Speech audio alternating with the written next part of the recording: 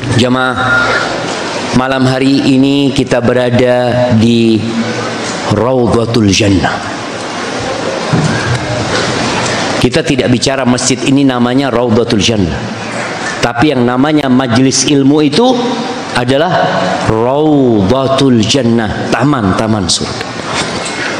Malaikat-malaikat Allah itu ada yang kerjanya traveling, keliling jalan-jalan. Innalillahi malaikatan sayyahin, kerjanya keliling. Kalau mereka ketemu sama majelis zikir, majelis ilmu, mereka mengatakan, farta'u, ayo ini tempatnya kita bersenang-senang untuk mendapatkan kenikmatan di taman surga. Ahibati fillah, apa tema kita hari ini? Antum?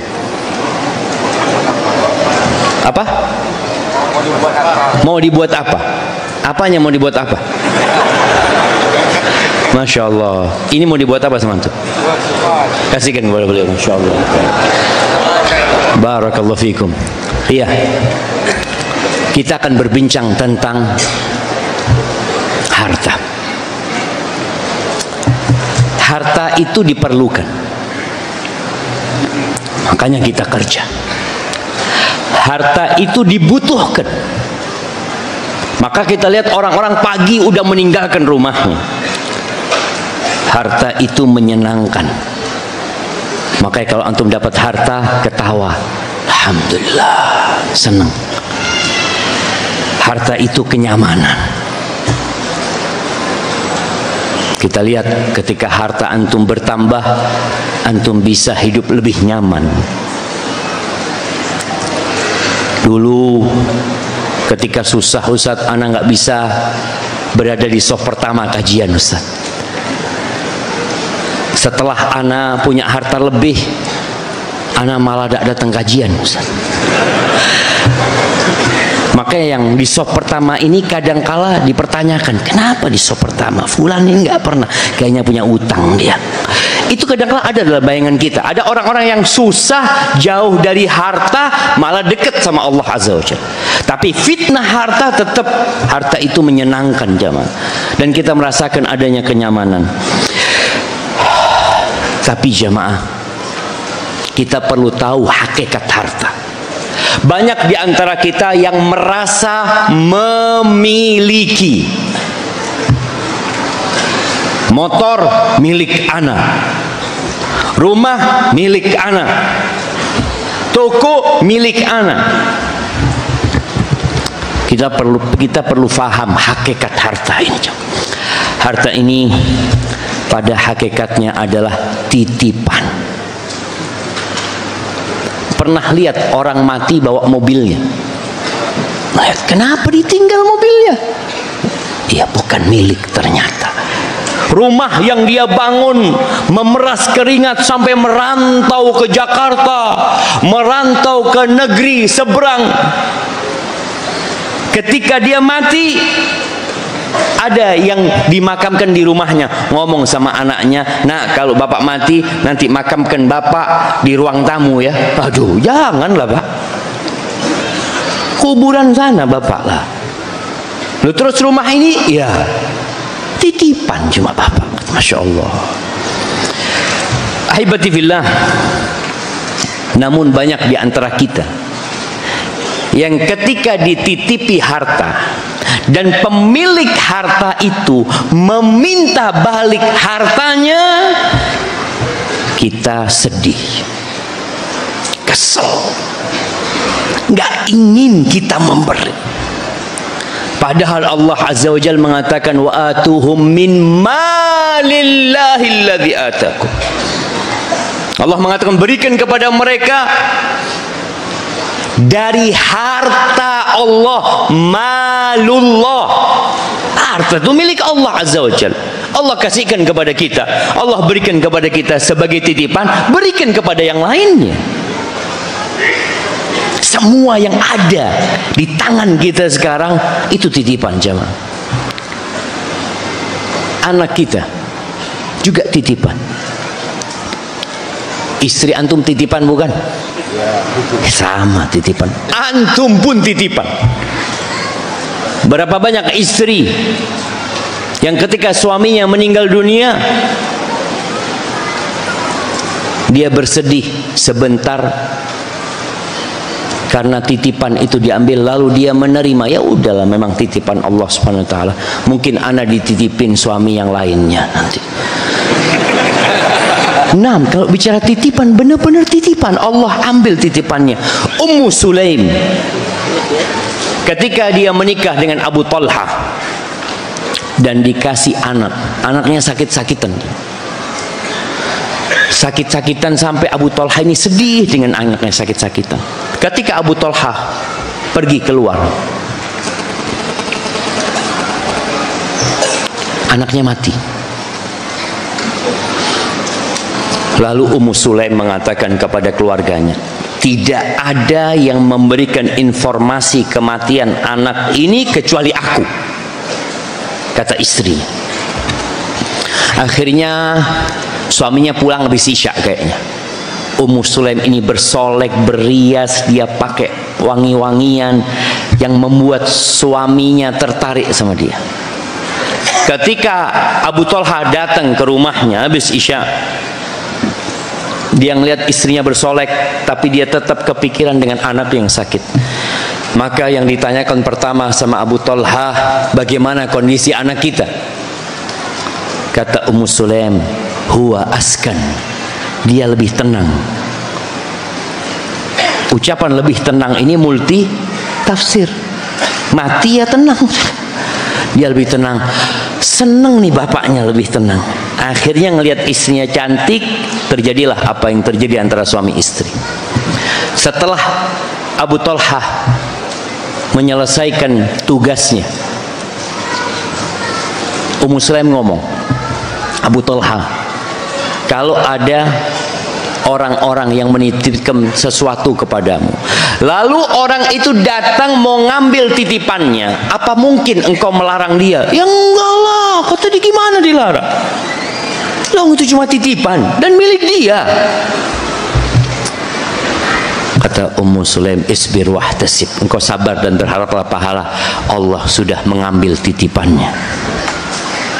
Sempat emosi Abu Talha ini, engkau ngasih tahu aku itu setelah yang terjadi antara aku dengan engkau. Besok paginya Abu Talha ini laporan sama Nabi SAW apa yang dilakukan istrinya. Maka dikatakan oleh Nabi SAW, kalian berhubungan sedangkan anak jenazah itu ada di sebelah kalian. Iya ya Rasulullah, kata dia. Subhanallah. Tapi keimanan bahwa itu titipan membuat seorang tenang jamaah untuk mengembalikan titipan. Mungkinkah antum dititipin mobil Alphard 2022, dititipkan ke rumah antum, bang ana titip ya, siap Ustaz. Terus sebulan kemudian ana datang, ana mau ngambil mobil ana, aduh jangan Ustaz. Loh, gimana kok jangan, kata dia, ana sudah seneng sama mobil ini. Itu yang terjadi sama kita. Kebanyakan kita sudah menyukai yang dititipkan kepada kita, sehingga kita berat ketika diminta untuk mengembalikan. Kadangkala sampai mati kita nggak mau memberikan itu. Apa kata Allah Azza wa Jalla di surat Al-Munafiqun? Di dalam Al-Quran itu ada surat namanya golongan orang-orang munafik. Allah mengatakan, ya ayyuhalladzina amanu la tulhikum amwalukum wala auladukum an dzikrillah wa man yaf'al dzalika faulaika humul khasirun. Wahai orang-orang yang beriman, yang enggak beriman tutup kupingnya. Ini panggilan untuk yang beriman. Apa kata Allah? Jangan sampai harta-harta kalian dan anak-anak kalian membuat kalian lupa, lalai dari mengingat Allah Azza wa Jalla. Berapa banyak orang tua yang bekerja keras demi apa? Untuk anaknya, mengumpulkan harta untuk anaknya. Lupa dengan halal haram, lupa dengan kewajiban untuk berinfak di jalan Allah Azza wa Jalla. Barang siapa yang lupa, yang lalai mengingat Allah Azza wa Jal, maka dia adalah orang-orang yang rugi. Walaupun secara finansial dia terus beruntung, memiliki harta yang bertumpuk, mau dibuat apa itu harta? Lalu kata Allah Azza wa Jal, wa anfiqu mimma razaqnakum. Kalian infakkan dari apa yang kami rizkikan kepada kalian. Supaya kita sadar bahwa semua yang ada di rumah kita itu dari Allah. Kita tuh kadang-kala jemaah, kalau lagi susah, bangkrut, ya Allah Ustaz, takdir Ustaz ya, ana beriman dengan takdir. Ketika antum sukses berhasil, apa kata antum? Ana usaha mati-matian Ustaz. Kok bukan takdir? Bukankah kita beriman dengan takdir baik dan buruk? Ketika antum sukses, takdir apa bukan? Takdir apa bukan jemaah? Takdir jemaah. Tapi kadang-kala kita selalu mengatakan, oh karena usaha anak, enggak, itu takdir. Berapa banyak orang yang usaha seperti antum, tapi takdirnya nggak sukses. Ketika antum susah, itu juga takdir Allah Azza wa Jalla. Kata Allah, infakkan dari apa yang kami rizkikan kepada kalian. Jadi kalau ada harta yang bukan rizki dari Allah, antum jangan infakkan. Kenapa? Karena Allah minta agar kita menginfakkan yang dari Allah SWT. Ternyata semuanya dari Allah SWT. Min qabli an ya'tiya ahadakumul maut. Sebelum datang kepada salah seorang di antara kalian kematian. Ini orang sudah ngumpulin harta, dikasih rezeki sama Allah Subhanahu wa taala. Infakkan. Ketika engkau mati, apa yang akan terjadi? Datang ajalnya kepada dia. Fayaqula rabbi laula akhartani ila ajalin qarib. Wahai Rabbku, andai kata engkau undur waktu kematianku sedikit, 2 menit, 3 menit, 5 menit, sedikit. Dia nggak mau hidup sehari 2 hari, enggak. Ila ajalin qarib. Apa yang dia inginkan? Fa'asaddaq. Dia ingin mengembalikan titipan itu. Dia ingin sedekah. Kenapa? Karena dia baru tahu ternyata benar-benar titipan. Buktinya aku tinggalkan semuanya. Siapa orang terkaya di muka bumi ini? Siapa jemaah? Wah, habis Qarun jemaah. Yang mengerjakan 2 rakaat sebelum subuh. 2 rakaat sebelum subuh, walaupun nggak sholat subuh. Kasih nih jemaah. Jemaah, orang kaya siapa orang kaya di dunia ini? Yang kaya fulusnya sekarang? Bill Gates? Enggak lah. Elon Musk, Mas Elon. Mas Elon. Berapa hartanya Mas Elon? Entah berapa hartanya. Ketika dia mati, dia ingin sedekah. Dia ingin beriman, dia ingin beramal saleh. Kita pun ingin. Ketika kita menunda-nunda sedekah, menunda-nunda infak, kita kepingin tatkala ajal datang menginfakkan harta kita. Mungkinkah hal itu? Nggak mungkin. Fa'asaddaqa wa akum minas salihin. Dia ingin menjadi orang soleh dengan bersedekah. Wa la yu'akhirallahu nafsan idza jaa ajaluha. Nggak akan ada penundaan kalau waktu itu telah tiba. Ahibati fillah, hakikat yang kedua tentang harta ini. Kalau tadi kita bicara yang pertama itu titipan. Yang kedua, harta itu akan memberikan manfaat kepada kita kalau keluar dari tempat kita. Kalau antum punya uang 1 miliar di tabungan antum, apa manfaatnya? Dilihat, alhamdulillah nolnya tambah 1. Untuk melihat orang-orang kaya itu kan sebenarnya kekayaan mereka cuma angka. 0 tambah 0 lagi tambah 0. Apa manfaatnya? Ketika dikeluarkan baru manfaat. Beli mobil baru jadi manfaat tuh. Beli rumah, ditempatin baru jadi manfaat. Tapi kalau sekedar disimpan, nggak ada manfaatnya. Itu dari sisi dunia kita melihat. Antum punya uang di dompet antum 1 juta, apa manfaatnya? Ya nggak ada, Ustaz. Kalau dimasukkan ke kotak amal baru jadi manfaat. Maka agar tidak jadi beban itu uang yang kita kumpulkan, kita perlu keluarkan supaya kita dapat manfaat. Jamaah rahimakumullah. Nah, kita bicara mau dibuat apa? Berapa banyak orang yang punya harta berlimpah ruah, dia terus nimbun lagi, nimbun lagi, nimbun lagi. Pertanyaannya, mau dibuat apa sama antum? Rumah antum punya berapa rumah? Alhamdulillah 4, Ustaz. Alhamdulillah. Istri 4 juga. Mobil 4. Usaha 40. Usaha 40 jam.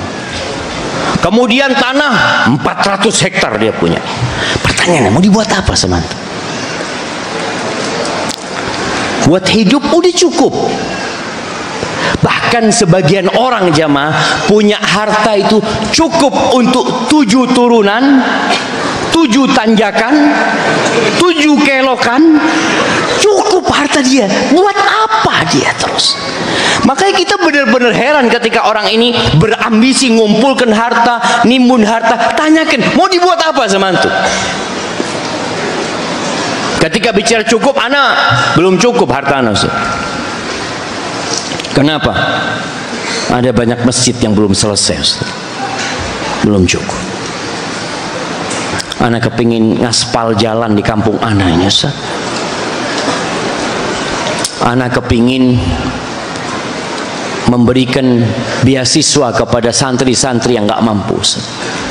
Belum cukup, belum, Ustaz. Makanya anak buka usaha lagi, anak buka usaha lagi, belum cukup. Oke, itu manfaat jamaah. Tapi ketika cuma ditimbun, tanyakan buat apa antum? Tanyakan kepada orang kaya di negeri kita yang katanya hartanya 100 triliun. Tanyakan, mau dibuat apa Bapak? Dia akan bingung mau dibuat apa. Antum lihat, kenapa ada jam harganya 10 miliar? Jam jamaah. Tujuannya jam itu ngelihat apa? Ngelihat waktu. Apa kalau jamnya 10 M, waktunya bisa dimundurin? Alhamdulillah, Ustaz. Orang-orang ini jamnya 24 jam, anak sejak pakai jam ini 27 jam. Nggak ada. Kenapa ada tas? Mak-mak yang suka pakai tas. Pakai tas harga 1,2 M. Antum bayangin berapa sih biaya bikin tas itu? Yang dijual 1,2 M, yang dijual 5 M, berapa biaya bikinnya? Wallah, mungkin biayanya cuma 100 juta atau 50 juta. Kenapa dia jual 1,25 M dia jual? Untuk orang-orang yang nimbun harta ini. Karena dia bingung mau dibuat apa. Anak punya full 1 triliun, mau dibuat apa? Kalau anak nggak kerja, Ustaz, anak makan sama anak keturunan anak, uang 1 triliun itu anggap 1 bulan butuh 1 M. Cukup 1 M buat makan jemaah? Oke. 1 M, 1 bulan berapa M berarti? 30 M. 1 tahun?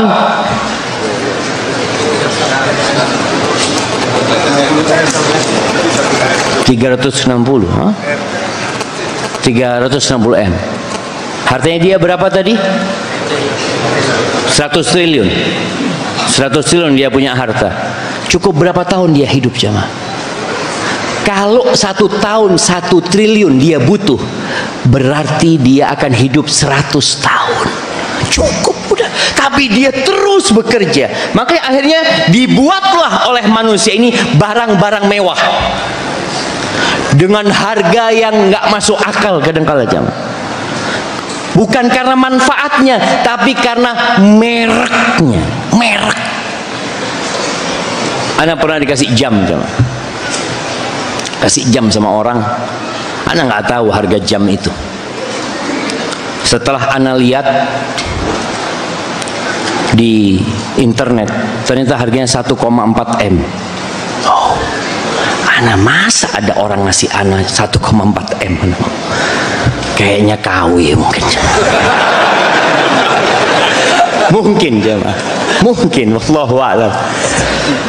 Itu terjadi, artinya ada orang tadi beli 1,4 M hanya untuk melihat waktu, karena dia bingung uangnya mau dibuat apa. Orang-orang perempuan-perempuan yang punya banyak harta mau dibuat apa? Akhirnya buat beli tas. Dia punya tas di rumahnya. Alhamdulillah anak punya koleksi Ustaz 100 tas. Pernah ngelihat perempuan punya 100 tas? Kayak toko rumahnya itu kan. Karena dia bingung mau dibuat apa itu harta. Ketika dia mati, tas yang mana yang mau dibawa ya? Kalau anak mati ini, nggak ada yang dia bawa. Maka kita perlu bertanya tatkala kita punya harta, mau dibuat apa itu harta? Ketika antum bekerja dan terus bekerja dan besok bekerja, udah sukses bekerja lagi, tanyakan, mau buat apa kalau bertambah harta anak? Ahibati fillah, lihat Nabi kita Muhammad alaihi salatu wassalam. Nabi kita itu kaya apa miskin? Angkat tangan yang ngomong kaya. Ada berapa hartanya Nabi? Banyak. Nabi SAW tuh sering masuk rumahnya, tanya, ada yang bisa dimakan? Nggak ada, kecuali air. Sampai Nabi SAW meninggal dunia, baju besinya itu digadaikan. Kaya apa miskin? Masih kaya? Iya. Kaya itu kaya hati. Nabi SAW pernah punya harta banyak, pernah dapat harta yang berlimpah ruah. Ketika itu beliau gunakan buat apa? Masya Allah, ketika haji beliau mengorbankan 100 ekor onta. Maka antum kalau semakin kaya, Ustaz, ana ini tiap tahun kok cuma 1 ekor sapi. Ana mau cari duit yang banyak lah Ustaz. Besok tahun depan insya Allah ana mau korban 100 ekor sapi. Orang berpikir sekarang, anak buat itu gitu loh. Abu Musa bin Anas meriwayatkan dari ayahnya Anas bin Malik radhiyallahu taala anhu, dia mengatakan, ma su'ila Rasulullah sallallahu alaihi wasallam 'alal islami syai'an illa a'tah. Nabi alaihi salatu wasallam tidak pernah diminta sesuatu atas nama Islam dalam untuk kebutuhan Islam ini jamaah, melainkan beliau akan memberikannya. Faja'ahu rajulun, lalu datang kepada Nabi seorang laki-laki, fa'atahu ghanaman baina jabalain. Nabi alaihi salatu wasallam memberikan kepadanya kambing jamaah yang penuhnya di antara 2 gunung. Entah itu ratusan atau ribuan kambing diberikan kepada dia. Di antara 2 gunung diberikan kepada orang itu. Lalu orang ini pulang ke kampungnya. Dia mengatakan kepada kampungnya, ya kaum aslimu, wahai kaumku, kalian masuk Islamlah kalian. Kenapa orang-orang disuruh masuk Islam? Dia mengatakan, fa inna Muhammadan sallallahu alaihi wasallam yu'ti ata'an la yakhshal faqah. Sesungguhnya Muhammad alaihi salatu wasallam itu memberikan pemberian yang tidak takut miskin. Tak takut miskin. Hadis rawahu Muslim. Itu yang terjadi dengan Nabi SAW ketika beliau punya harta, dibagikan. Ini dikasih 100 ekor onta, yang ini dikasih 100 ekor onta, sallallahu alaihi wasallam. Dan dalam hadis riwayatkan Imam Bukhari dari Abu Hurairah radhiyallahu anhu, qala Rasulullah sallallahu alaihi wasallam, "Lau kana li mithlu Uhudin dhahaban." Nabi alaihi salatu wasallam menggambarkan kalau beliau punya harta, andai kata aku memiliki seperti gunung Uhud emas.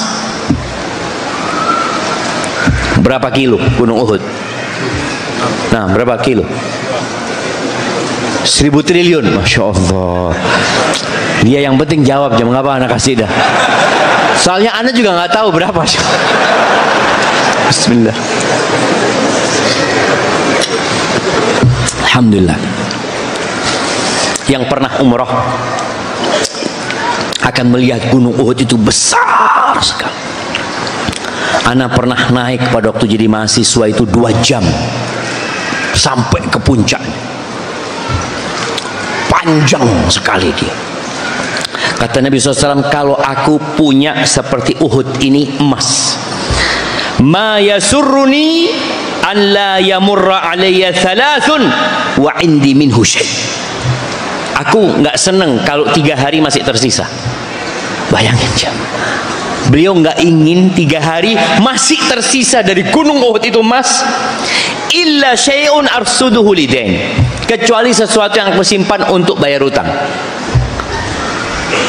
Boleh nyimpan untuk keperluan, tapi kalau nggak ada keperluan, ya udah Nabi akan bagikan. Maka kita perlu bertanya, buat apa antum di rekening antum? Ustaz, alhamdulillah Ustaz, yang di rekening ana insyaallah ana mau kawin lagi Ustaz. Coba antum berpikir bagaimana yang ada di rekening ini untuk sesuatu yang benar-benar bermanfaat. Itu hadis diriwayatkan Imam Bukhari. Ada satu kejadian yang nggak mengenakan terjadi dengan Nabi SAW. Ini hadis diriwayatkan oleh Jubair bin Mut'im. Dia mengatakan, ketika kami bersama Rasul sallallahu alaihi wasallam, bersama beliau itu ada banyak orang-orang mengikuti Nabi sallallahu alaihi wasallam ketika pulang dari perang Hunain. Orang-orang Badui itu gandoli Nabi sallallahu alaihi wasallam, minta kepada beliau, minta harta, minta yang Allah berikan kepada Nabi alaihi salatu wasallam, sampai akhirnya Nabi itu terpojokkan ke pohon samurah. Ada pohon di padang pasir yang berduri itu jamaah. Sampai Nabi kepepet oleh mereka di pohon itu.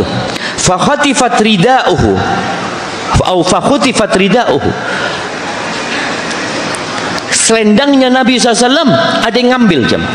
Jadi ditarik Nabi SAW sama orang-orang Badui ini sampai terpojokkan di pohon itu, selendangnya ada yang ngambil. Nabi SAW akhirnya berhenti mengatakan, "Atuni ridai." Mana, kasihkan kepada aku selendangku.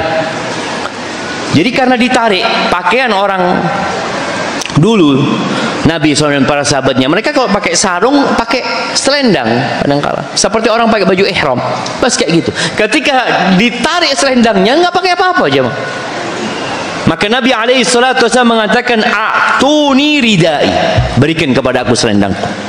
Lalu beliau mengatakan, "Falau kana adadu hadhil idha na'man." Di padang pasir kan banyak pohon samurah itu jamaah. Kalian tahu, kalau sebanyak pohon-pohon yang ada di sini itu adalah binatang ternak, la qasamtuhu bainakum, aku akan bagikan buat kalian semuanya. Thumma la tajiduni bakhilan wala kadzuban wala jabanan, dan kalian akan mendapati aku, dan kalian tidak akan mendapati aku sebagai orang yang bakhil, sebagai orang yang dusta, sebagai orang yang pengecut. Aku akan bagikan kepada kalian. Kenapa? Buat apa harta itu? Azan jamaah. Iya. Taib. Yatba'ul mayyit salah. Ketika mati, apa yang akan mengikuti kita ke kuburan? Antum. Ada 3.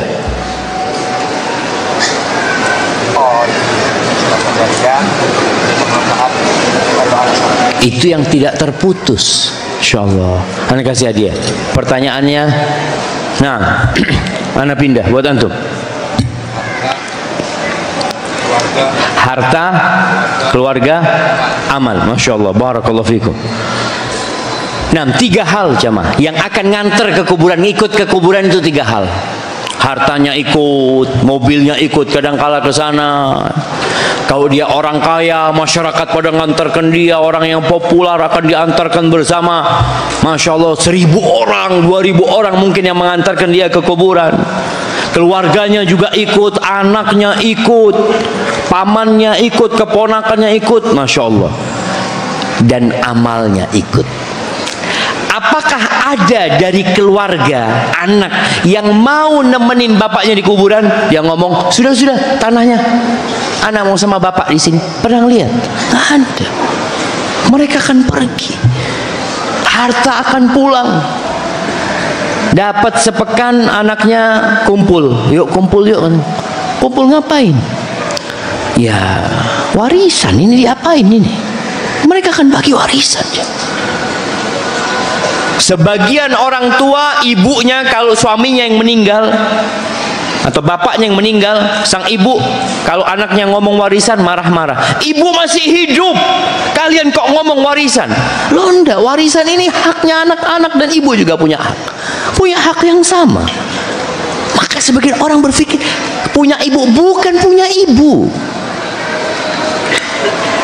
Tapi kita tetap harus berbakti sama orang tua. Yang tinggal di kuburan siapa? Amalnya jemaah, sodakohnya, harta tadi yang dikeluarkan di jalan Allah, itu yang akan bermanfaat bagi dia di alam sana.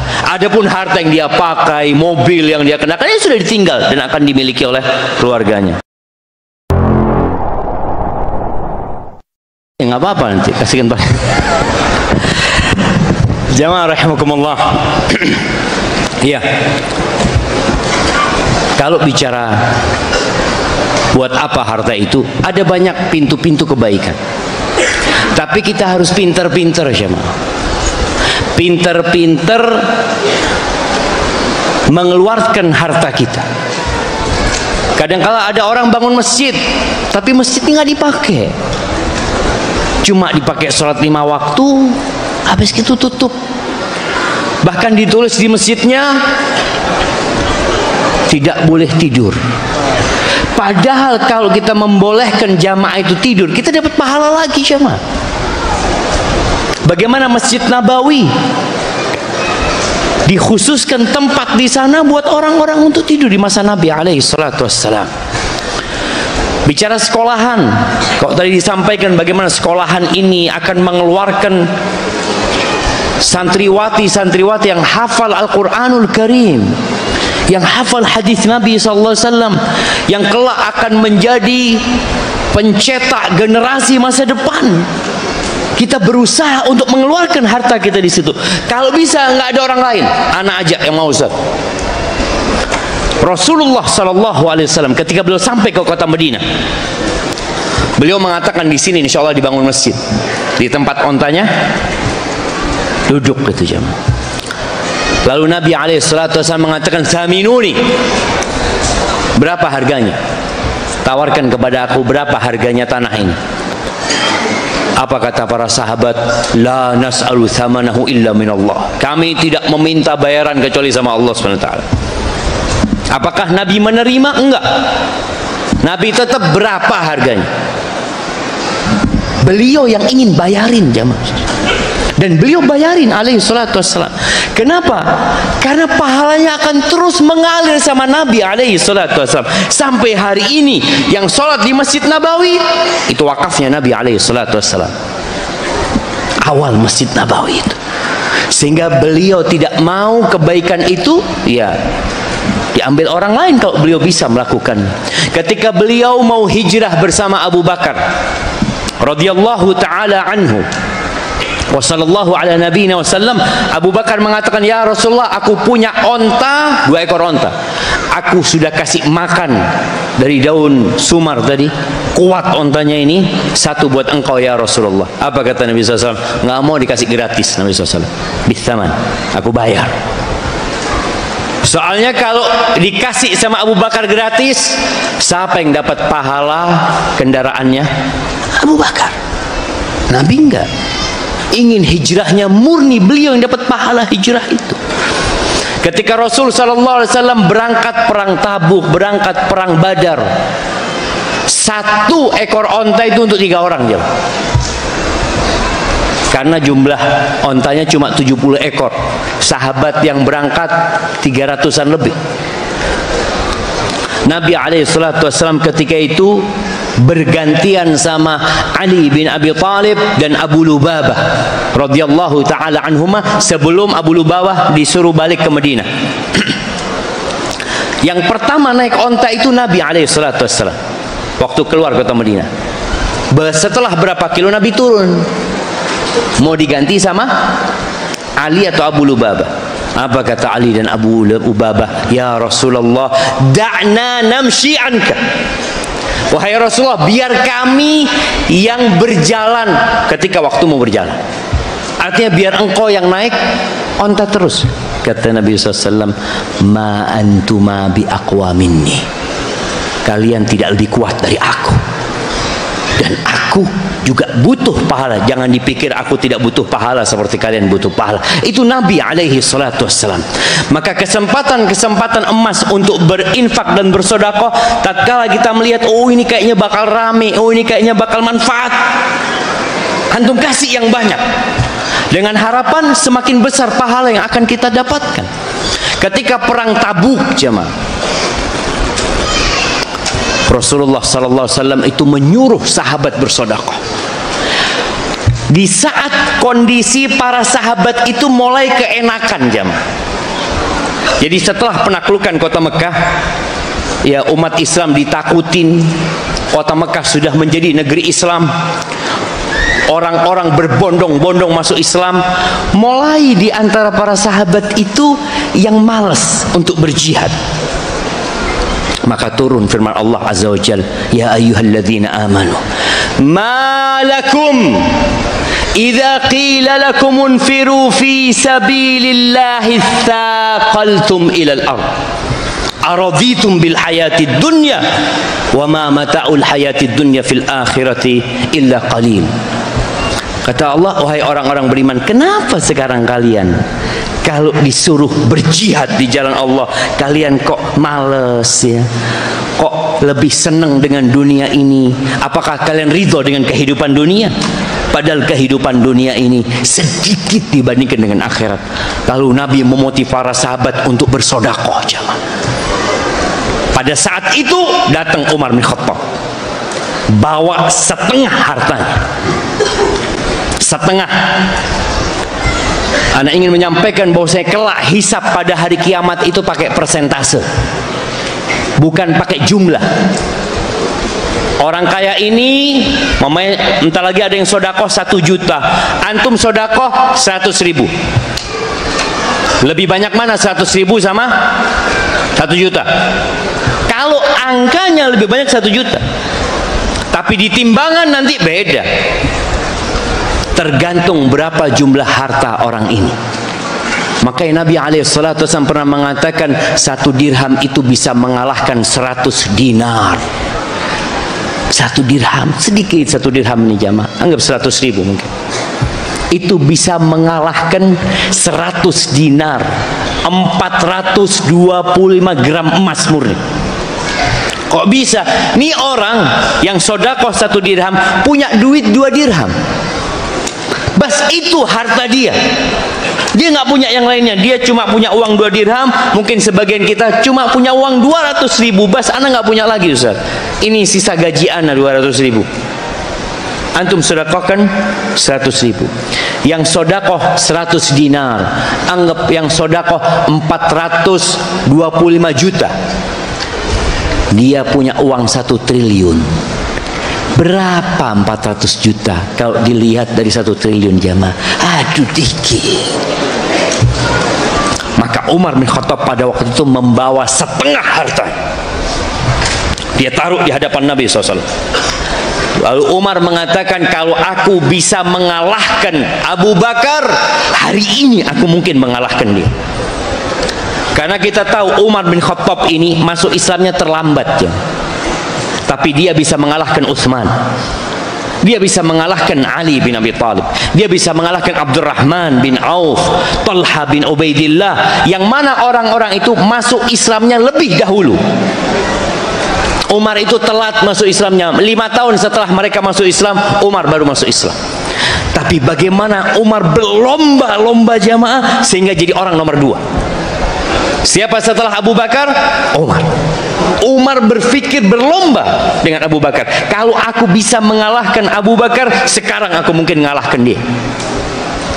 Karena waktu itu punya harta Umar setengahnya ditaruh. Nabi SAW bertanya kepada Umar, "Ma tarakta li ahlik?"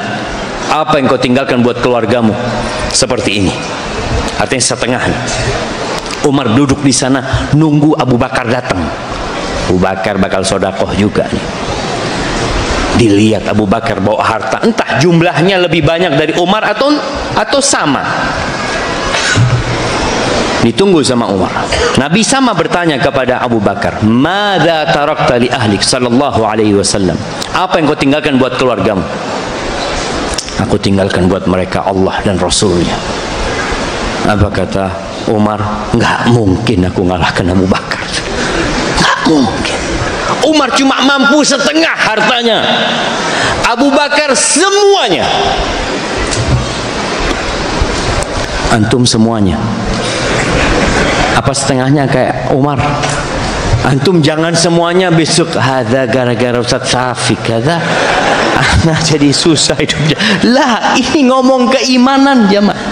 Ketika Nabi alaihi salatu wassalam khutbah Id, beliau berceramah di tempatnya kaum laki-laki. Lalu setelah itu beliau berangkat ke tempatnya perempuan.